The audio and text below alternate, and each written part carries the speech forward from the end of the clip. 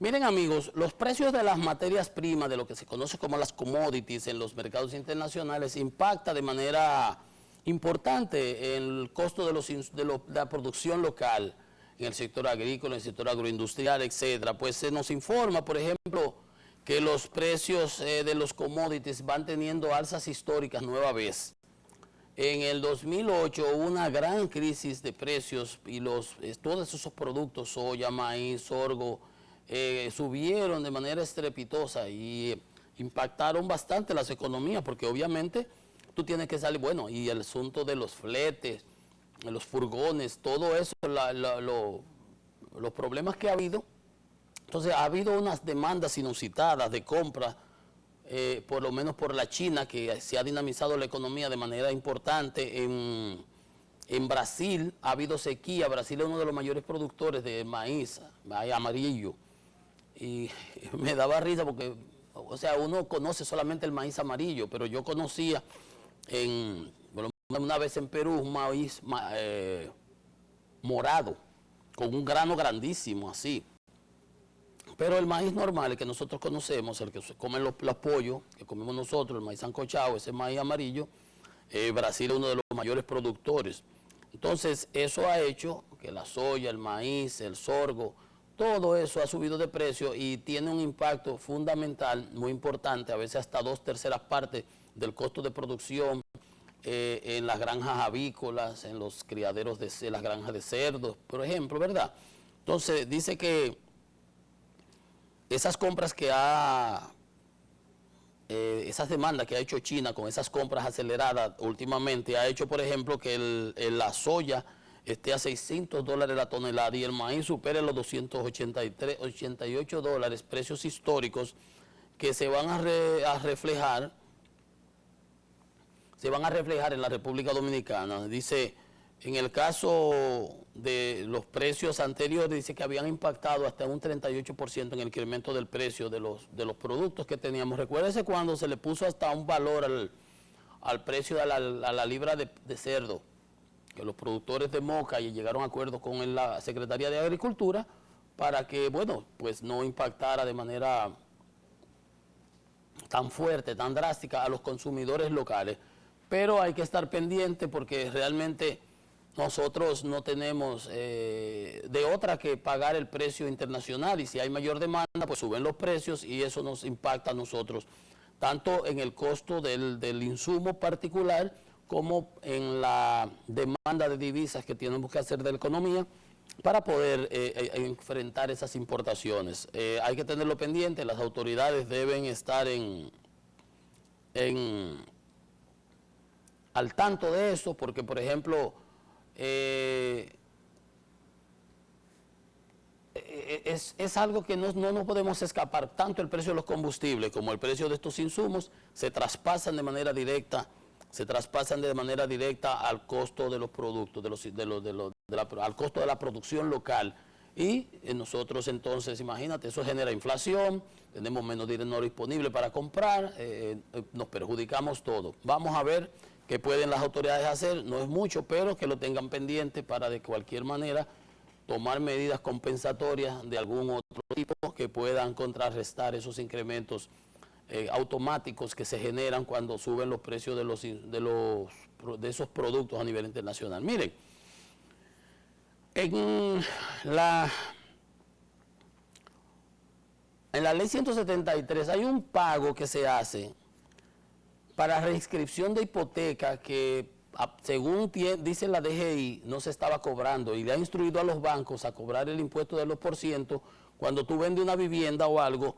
Se paga la transferencia inmobiliaria, que es de 3%, pero para tú, como dice la reinscripción de hipoteca, hay un 2% que no se paga.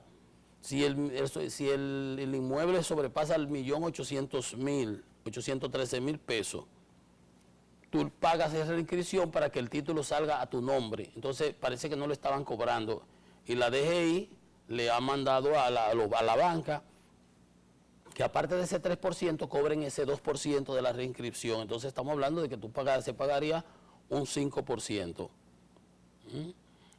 y ese 2% relativo al impuesto sobre registro y conservación de hipotecas. Ese es el título y todo, rimbombante que tiene. Entonces, lo importante de esto es que cualquier transacción que usted haga, que usted hoy día está pagando 3% del valor del inmueble, si pasa de 1.800.000, 813.000, va a pagar 5%. Ya eso es algo como que no se aplicaba, no sabemos por qué, pero según dice el director de la DGI, eso está en la ley 17307, ese impuesto de 2% sobre reinscripción de hipoteca. Le mandó una carta a la Asociación de Bancos, a la ABA, para que empiecen a aplicar eso en todas las transacciones que se den. Ya usted sabe, ponga eso por ahí, que ahí tenemos un dinerito más que pagarle a la DGI. 2% que no le estamos pagando sobre el monto para la reinscripción de hipoteca. Ese era un dato que no se estaba cobrando. Y si estaba en la ley y no se estaba cobrando, la DGI está haciendo lo correcto porque estaba en la ley. Que no va a sangrar más, indiscutiblemente, no hay de otra. No hay de otro. Miren, en los países de la región, el aspecto de la pandemia y de las recaudaciones y todo, ha puesto al descubierto las debilidades financieras que tenemos. Dice una información que tenemos en el día de hoy, que la República Dominicana es la segunda nación con menor presión fiscal, la presión tributaria, la relación de la proporción de pago de impuestos con respecto al Producto Interno Bruto, a la riqueza que genera el país en un año. Entonces, que nosotros tenemos 13,5% de presión tributaria y Guatemala, solo por encima estamos de Guatemala, que tiene 13,1%. Entre el 13 y el 18, la presión fiscal del país osciló entre 14,3 y 14,7. Y esto lo comento a raíz de que nosotros tenemos en carpeta el tema de la discusión de la reforma tributaria, el pacto fiscal, ese que tenemos que llegar, esa reforma tributaria que tanto se habla, que está pendiente de conocimiento para aumentar la presión fiscal y aumentar los recursos del gobierno para enfrentar los compromisos que tiene pendiente, tanto los gastos corrientes para el desarrollo, para la administración, como los gastos de capital para las inversiones que hay que hacer, todos los proyectos de infraestructura, la sostenibilidad de la deuda, como se llama, para poder cubrir los compromisos que hemos asumido en relación a los préstamos internacionales que hemos tenido que asumir para darle solución a los problemas del déficit fiscal que hemos venido acumulando de manera sistemática durante años. Y entonces justamente ahora, a pesar de haberlo venido solicitando, se incrementó, porque entonces el déficit se ensanchó de una manera importantísima, porque cayó el Producto Interno Bruto en casi 7%, 6,7%, y al caer el producto, caen las recaudaciones del gobierno. Se está recuperando la situación, se está creciendo de nuevo la economía, pero como quiera necesitamos más recursos para hacer frente a todos los compromisos que tiene la administración por delante. Los gastos, veíamos, se gastaron 20.000 millones en temas de salud, decía el amigo José Ríos, director de presupuesto, en donde solamente 12.000 millones se habían ido en el tema de las vacunas y las jeringuillas.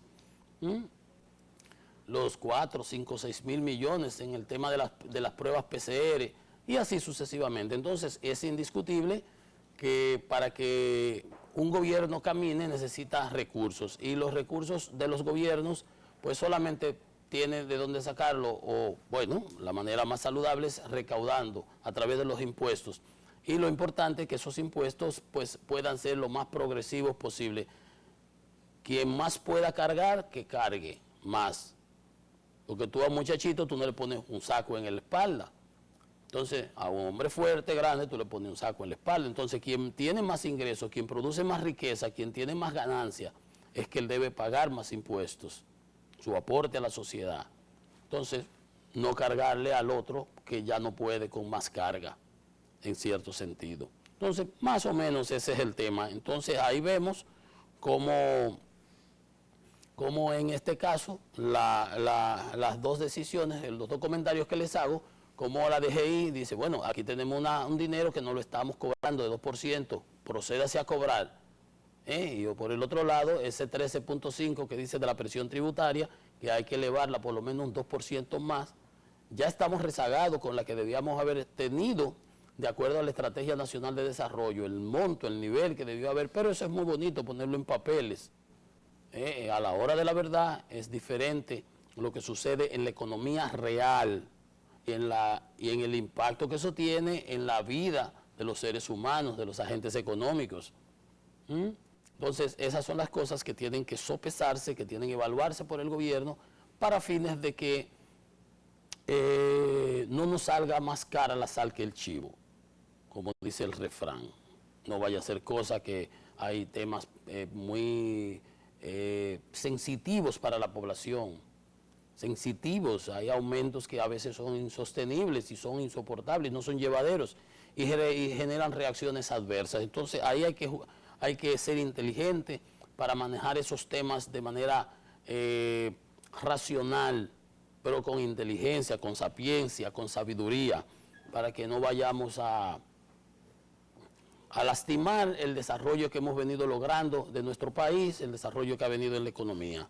Miren, igualmente, a pesar de eso, como les señalaba, bueno, de los ingresos, a nivel de la tributación, de la presión tributaria, nos informa la Dirección General de Presupuesto que por lo menos en el primer trimestre los gastos superaron en 3.000, los ingresos superaron los gastos, o sea, tuvimos un superávit de 3.504 millones de pesos, que el volumen de ingresos corrientes que manejó el gobierno fue de 184.571 millones y que los gastos fueron de 181.067 millones, o sea, ahí tenemos esos 3.504 millones de diferencia en la ejecución que hubo en este trimestre y que tuvimos un incremento interanual de un 15.3, 24.000 millones en cifras absolutas.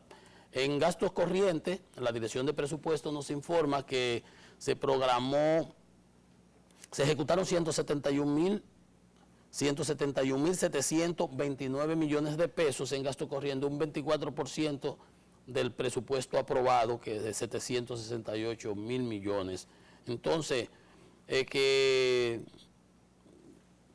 estamos navegando, estamos tratando de ver cómo sobrevivimos, la situación es precaria, yo sé, por eso hay medidas de austeridad que han dado buenos resultados, hay medidas de austeridad que han sido aplaudidas y yo creo que mientras el gobierno aplique ese tipo de medidas, pues tendrá mayor calidad y mayor legitimidad para proponer los sacrificios a los que tendrá que apelar para poder introducir una reforma fiscal que no hay modo de que no sea incremente los impuestos para determinados segmentos, para determinados sectores. ¿Cuáles? No sabemos aún.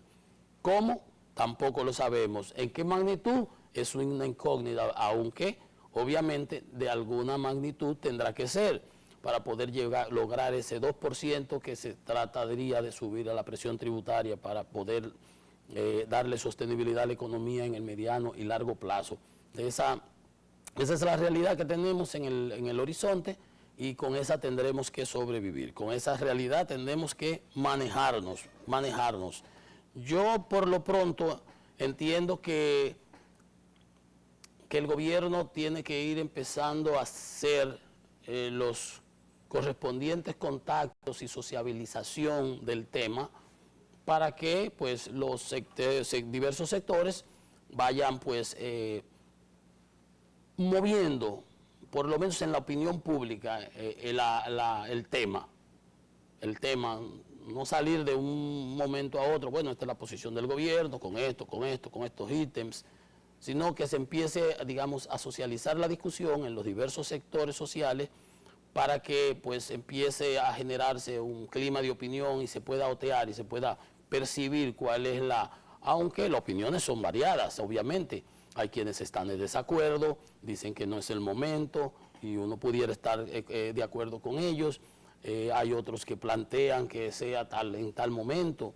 Hay otros que dicen que tiene que hacerse, de empezar a discutirse desde ya, pero no aplicarse ahora. Bueno, todas esas son cosas que deben salir de una discusión fluida, de buena voluntad, pero que debe motivarle al gobierno. El gobierno, yo creo que ya debería por lo menos empezar a circular en los diversos sectores pues el tema de las posibles alternativas, de los posibles alcances, de los posibles objetivos que se buscaría, cuáles serían los enfoques, a dónde sería que habría que apretar, dónde sería que habría que aflojar, cómo es que llegaríamos a ese 2%.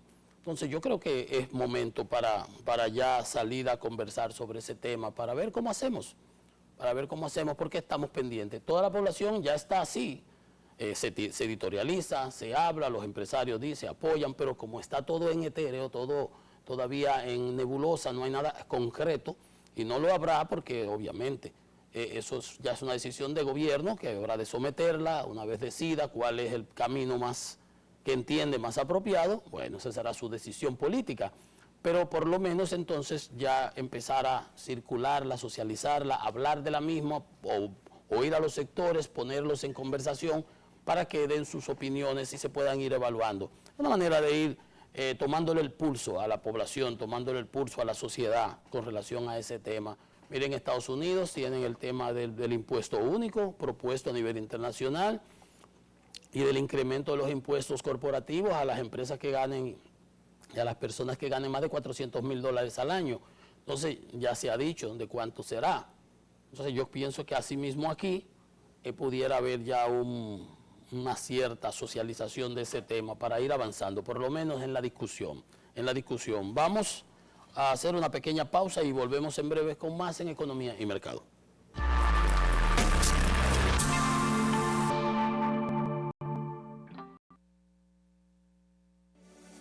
En Banreservas hemos apoyado por 80 años la voluntad del talento dominicano, identificándonos con sus más importantes iniciativas, para que quienes nos representan siempre puedan mostrar lo mejor de nosotros.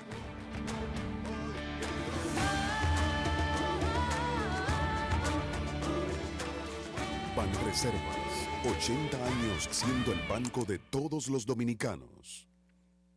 Hola, hoy voy a explicarte algunos derechos que te corresponden como usuario financiero. Tienes derecho a recibir, tanto de los bancos como de la Superintendencia de Bancos, orientación acerca del funcionamiento, las características y el manejo de tus productos financieros. Tienes derecho a reclamar. Si sientes que tus derechos han sido vulnerados, puedes exigir que sean respetados presentando tus quejas, denuncias o reclamaciones de forma totalmente gratuita. Y recuerda, en ProUsuario estamos para escucharte, orientarte y respaldarte. ¿Ya tienes tu factura digital? Ahora conoce las ventajas de nuestros canales. Notificaciones, consultas de pagos, facturas y balance vía WhatsApp.